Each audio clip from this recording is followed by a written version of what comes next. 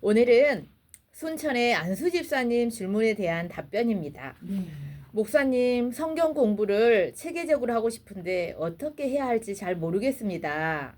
저는 성경을 비롯하여 신앙 서적을 꾸준히 읽고 있으며 목사님들의 은혜로운 글을 통해 신앙을 쌓아가고 있습니다. 그런데 성경의 전체적인 맥락과 교리적 내용은 어느 정도 이해하고 누군가 복음에 대해 묻는다면 답변할 정도의 지식은 된다고 생각합니다. 그러나 성경의 강론으로 들어가며 부끄러울 정도로 무지함을 절감합니다. 오래전에 구입했던 주석 전집을 펼쳐놓고 시간 될 때마다 읽어나가지만 진도도 매우 느린 데다 어디서부터 어떻게 활용해야 될지 잘 몰라 난감하기도 합니다. 평신도가 성경 공부를 체계적으로 할 수 있는 방안이 있다면 조언을 부탁드립니다, 목사님. 이런 질문입니다. 너무너무 좋은 질문. 목사님은 좋은 질문이지만 네. 보통 사람들이 가지기 힘든 정말 큰 열정을 갖고 계세요. 모든 네. 성도님들이 이런 데 평신도가 관심을 주석 전집을 보는 거. 진짜. 네. 이런 전적도 잘 없거든요. 그러니까 안수 집사님이 되신 거예요. 네. 여러분 오늘은 이런 의뢰를 가지고 우리 문정대 목사님이 어떻게 말씀으로 또 풀어주실지 기대해 주시기 바랍니다. 1663님이 신청하신 찬양은 아니지만 제가 더 진한 걸로 고른 찬양 당신은 소중한 사람 찬양 함께 하신 후에 말씀의 처방전 본격적으로 출발하겠습니다. 오늘 순천의 안수 집사님께서 이런 질문을 해주셨는데 저는 이런 질문을 하는 성도님들을 너무 사랑합니다. 왜냐하면 예수님 사랑합니다라고 입술로는 고백하지만 예수님에 대하여 알고 싶어 하지 않는다면 그것은 진짜 사랑이 아닐 수 있기 때문에 그래요. 네. 오늘날 많은 신자들이 성경 공부를 체계적으로 해서 말씀을 정확히 알고 싶어 하지만 막상 어디서 어떻게 시작해야 할지 제대로 정리가 되어 있지 않습니다. 그럼 성경을 체계적으로 배울 수 있는 과정을 제가 간단히 말씀을 드리겠어요. 아무리 간단히 말씀을 드려도 일반 우리 성도님들이 듣기에는 좀 어려울 수 있습니다. 그런데 우리가 유튜브로 이 영상을 남겨놓기 때문에 반복해서 한번 들어주시면 좋겠습니다. 먼저 신구약 66권의 전체 구조와 각 권의 내용과 주제를 체계적으로 배워서 정리해야 합니다. 예컨대 첫째는 신구약 관통 시리즈를 읽고 배우거나 또 전문적으로 접근하려면 둘째는 신구약 개론서를 읽으면 됩니다. 머리가 좀 아프시죠? 많이 아파요. 그래도 아니, 그냥- 이 평신도지 목사님들도 아닌데 이걸 어떻게 알아요, 저희가. 그래서 안수 집사님 질문을 제가 받고 나서 야 이거 참 난해하다. 그래서 이제 저도 나름대로 연구와 묵상을 한 결과 7가지로 이렇게 체계적으로 공부를 하면 참으로 완벽한 공부가 되겠다 싶어서 첫째는 신구약 관통 시들을 읽고 배우거나 전문적으로 접근하려면 둘째는 신구약 개론서를 읽으면 됩니다. 같은 맥락에서 성경을 책별로 어떻게 읽을 것인가라는 관련 서적도 구해보면 좋습니다. 셋째는 성경을 책별로 창세기, 출애굽기, 레위기, 민수기 이렇게 책별로 어떻게 읽을 것인가라는 관련 서적도 읽어보시면 좋겠습니다. 또 이와 동시에 성경 해석학의 책을 꼭 읽어보시기 바랍니다. 왜 이 넷째로 성경 해석학을 제가 권유하냐 하면 성경을 어떻게 해석할 것인가를 읽어보지 않으면 우리가 성경을 온전히 이해하기가 참 어렵거든요. 우리는 이렇게 생각할 수 있어요. 아까 우리 권사님 말씀대로 우리는 이렇게 생각할 수 있어요. 그런 것은 목사님들이나 연구하고 읽는 것이지 우리가 바쁜데 왜 그런 것까지 해야 하는가라고 생각할 수 있지만 이 세상 누구도요 자신의 신앙을 책임져 주지 않습니다. 목사님도 자기의 신앙을 책임져 주지 않아요. 신학자도 자기의 신앙을 책임져 주지 않습니다. 여러분이 이 성경을 읽고 여러분 신앙을 여러분이 책임져야 된다는 거예요. 이 세상 누구도 자신의 신앙을 책임져 주지 않기 때문에 우리가 말씀을 묵상하고 읽고 배워야 된다는 거죠. 제가 며칠 전에 넷플릭스를 봤어요. 나는 신이라라고 하는 프로를 보는데 속에서 우라통이 터져가지고 찬물을 몇 잔 마셨습니다. 거기에 보면요. 많은 사람들이 이단에 빠져서 허우적거려요. 근데 돈도 있지요, 몸도 있지요, 마음도 있지요, 청춘도 잊어버리죠. 그래서 제가 그걸 보면서 이제는 우리의 신앙은 우리가 스스로 지키지 않으면 안 되겠다라는 말씀이 떠올랐어요. 말씀 처방전입니다. 호세아 6장 3절 말씀입니다. 그러므로 우리가 여호와를 알자, 힘써 여호와를 알자. 그의 나타나시면 새벽 빛같이 어김없나니 비와 같이 땅을 적시는 늦은 비와 같이 우리에게 임하시리라 하니라. 아멘. 우리가 돈을 버는 기술을 알려고 참으로 일을 많이 씁니다. 그런데 여호와를 알기 위해서 우리가 얼마나 힘써 봤는지 오늘 한번 생각해 보게 됩니다. 우리가 오늘 질문자의 답변을 통하여 좀 더 깊이 들어가면요, 성경 구조와 해석법에 대한 이런 기초적인 뼈대를 세운 후에 기회가 닿으면 5번째로 조직신학을 함께 공부하시면 아주 큰 도움이 될 것 같아요. 예, 저는 교회에서 일반 성도들에게 기초 교리 공부뿐 아니라 신구약 개론과 성경 해석학과 간단한 조직신학까지 가르쳐야 한다고 믿습니다. 교회에서 성경을 잘 배우지 못했기 때문에 이단들이 이 말을 하면 이리 흔들리고 저 말을 하면 저리 흔들리는 것입니다. 수많은 중직자들이 이단에 빠진 이유 중에 하나가 교회에서 제대로 된 성경을 가르치지 못했기 때문이라고 저는 생각해요. 저는 장로교 목사이기 때문에 하이델베르크와 웨스트민스터 교리집을 수시로 가르칩니다. 우리는 임지식 할 때요, 오른손을 들고 이렇게 예라고 답변합니다. 당신은 웨스트민스터 신앙고백서를 믿으십니까? 그러면 네라고 다 답변을 해요. 근데 실제로 웨스트민스터 신앙고백서가 무엇입니까? 라고 물으면 아무도 답변하는 사람이 제대로 없더라고요. 여러분, 웨스트민스터나 하이델베르크를 교리집이라고 합니다. 여러분, 교리는요, 뿌리와 같고 나치판과 같고 기둥과 같고 지도와 같습니다. 어떤 분들은 교리가 뭐가 중요하냐 말씀하시는 분들도 계시지만 교리를 모르면 성경 해석이 매일매일 흔들릴 수밖에 없는 것입니다. 뿌리 없는 나무는 겉모양이 아무리 화려해도 작은 비바람에도 넘어질 수밖에 없는 것입니다. 물론 이런 책이나 과목을 배운다고 자동적으로 성경을 잘 해석할 수 있는 것은 아닙니다. 겸허하게 열린 마음으로 간절히 기도하며 6번째는 성령의 인도를 받아야 한다는 것이죠. 아멘. 무엇보다도 모든 말씀을 하나님 중심으로 읽고 또 읽고 묵상하고 또 묵상하되 신구약 성경 전부를 반드시 예수님의 십자가의 구속을 해석하는 열쇠로 적용해야 된다는 거예요. 모든 이야기를 예수님의 십자가의 구속 원리로 해석을 해라. 이게 7번째 해석 방법이거든요. 제가 다년간 성경을 가르치며 연구하면서 성경 해석 방법을 5가지 원칙을 정해봤습니다. 그러니까 이 5가지 원칙에 따라서 성경을 해석하거나 읽으면 참 도움이 많이 될 것 같아요. 첫째는 성경은 반드시 문맥을 따라 읽어야 합니다. 어떤 이단들처럼 한 단어 이렇게 하면 안 된다는, 한 단어를 해석하면 안 된다는 거예요. 또 한 줄을 해석하면 안 된다는 거예요. 반드시 성경은 어떠한 문맥에서 이 말씀을 하셨는가를 잘 기억해야 돼요. 둘째, 성경은 반드시 배경을 따라 읽어야 됩니다.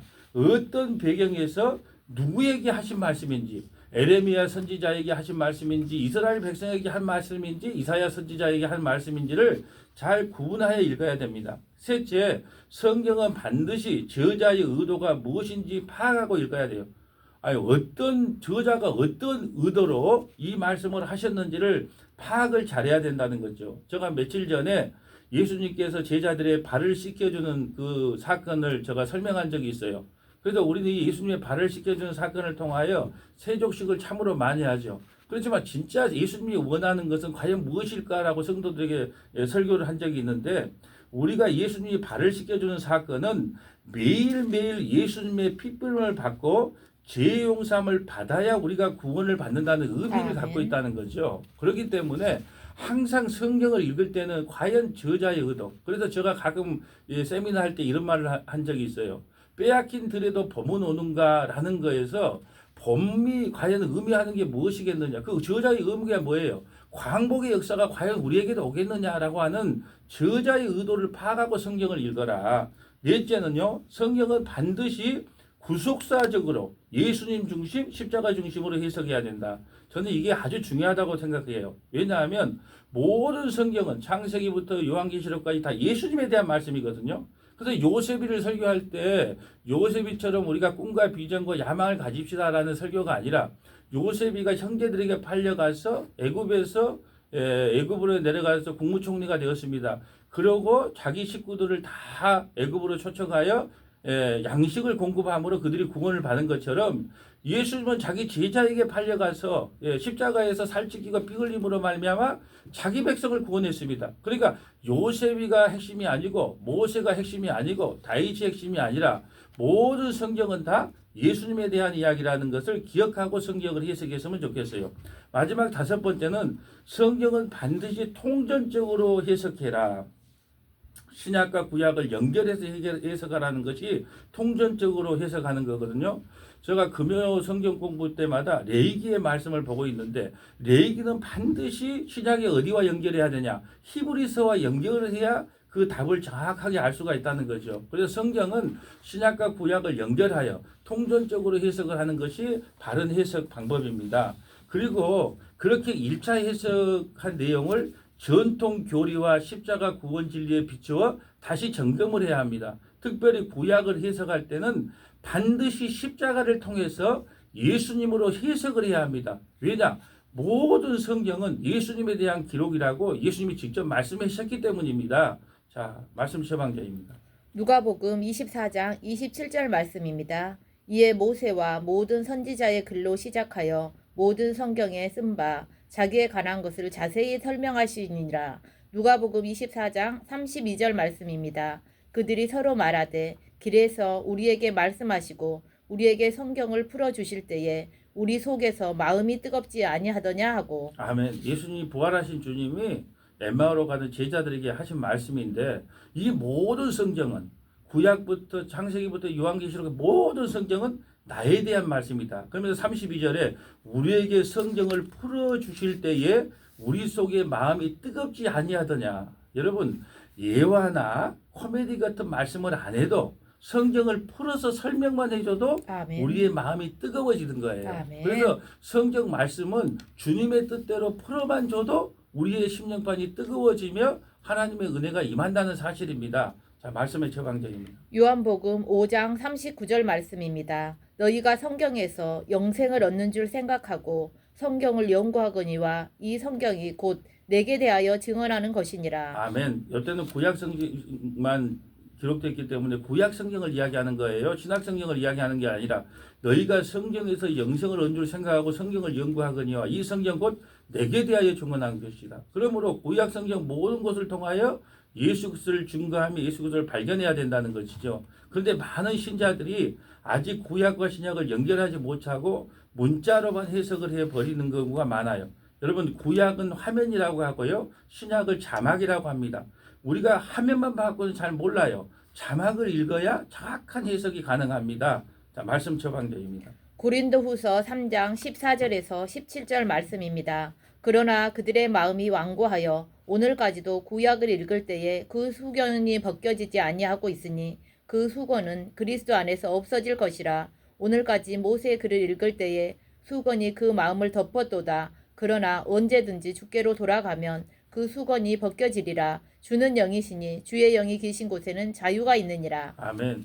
예수 안에서 우리의 신앙은 자유지만 신학 시대를 살아가는 우리는요. 스스로 종이 되어 주님을 따라야 합니다. 어떤 아멘. 분들이 많이 질문을 해요. 목사님, 우리 신학 시대를 살아가는 우리는 어떤 마음으로 신앙생활을 해야 됩니까? 예, 우리는 예수 안에 있으면 우리의 신앙은 자유입니다. 그러나 스스로 종이 되어 마치 종이 스스로 귀를 뚫어 남평생 자원하여 종으로 살겠습니다라는 고백으로 우리가 신앙생활을 해야 된다는 것이죠. 그래서 저는 주님께서 스스로 종이 되어 주님을 따르는 종이 되겠습니다. 자원하는 마음으로 따라가는 것이 오늘 신학시대의 성도들의 삶의 모습인 것이죠.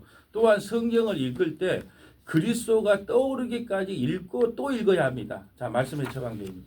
베드로후서 1장 17절에서 21절 말씀입니다. 지극히 큰 영광 중에서 이러한 소리가 그에게 나기를 이는 내 사랑하는 아들이요 내 기뻐하는 자라 하실 때에 그가 하나님 아버지께 존귀와 영광을 받으셨느니라. 아멘. 지금 변화사 사건을 말씀하고 있어요.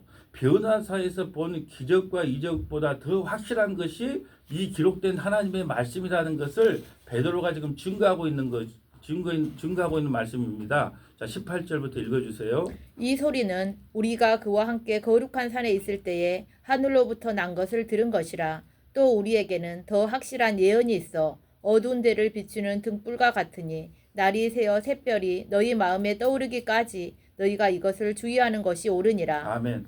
날이 새어 샛별이 너희 마음에 떠오르기까지 너희가 이것을 주의하는 것이 옳으니라. 샛별이 떠오르기까지 연구하라는 것이죠. 저는 이것이 목사님들의 고통이라고 생각해요. 구약에서 예수님을 발견하는 것이죠. 또 레위기의 5대 제사를 통해서 예수님을 발견하고 전파하는 것이고, 출애굽과 레위기의 7대 절기를 통하여 예수님을 증거하는 것이고, 또한 인물과 사건들을 통하여 예수님을 증거하는 것이죠. 그래서 샛별이 떠오르기까지 너희는 이것을 주의하는 것이 옳으니라. 20절. 먼저 알 것은 성경의 모든 예언은 사사로이 풀 것이 아니니 예언은 언제든지 사람의 뜻으로 낸 것이 아니요 오직 성령의 감동하심을 받은 사람들이 하나님께 받아 말한 것임이라. 아멘. 그럼 사람의 뜻이 뭘까요? 예언은 언제든지 사람의 뜻으로 낸 것이 아니라 그래요. 사람의 뜻은요, 예수님이 십자가에 죽겠다고 하니까 베드로가 예수님 죽으시면 안 됩니다 하고 예수님의 죽음을 말리는 거예요. 여기서 사람의 뜻이라는 것은 뭐냐? 썩어지고 없어질 것을 복이라고 가르치는 것이 바로 사람의 뜻이라는 것입니다. 요컨대 성경 해석의 비결은 본인이 부단히 노력하여 스스로 터득을 해야 합니다. 다시 강조하지만 읽고 또 읽고 묵상하고 또 묵상하는 습관부터 들여야 합니다. 그러다 보면 어느샌가 성경을 보는 눈이 조금씩 열릴 것입니다. 아멘. 이제 여러분의 신앙을 다른 사람이 의탁하지 마시고 말씀을 통해 신앙을 회복하기를 축복합니다. 끝으로 이것도 저것도 너무 힘듭니다. 목사님 그렇게 말씀하신 분이 계시다면 2025년 9월 4일부터 매주 목요일 저녁 7시부터 9시까지 바울 성서 학당에서 말씀을 가르치고 있으니까 참석해서 듣든지 참석하기가 힘드신 분들은 유튜브 방송을 들어주시면 많은 도움이 될 것입니다. 여러분 모르고 믿으면 미신이에요. 무조건 믿으면 맹신입니다. 알고 믿는 것이 신앙입니다. 아멘. 성경을 바르게 깨닫는 이 은혜가 우리 모두에게 임하시기를 주님의 이름으로 소원합니다. 아멘. 네, 아멘.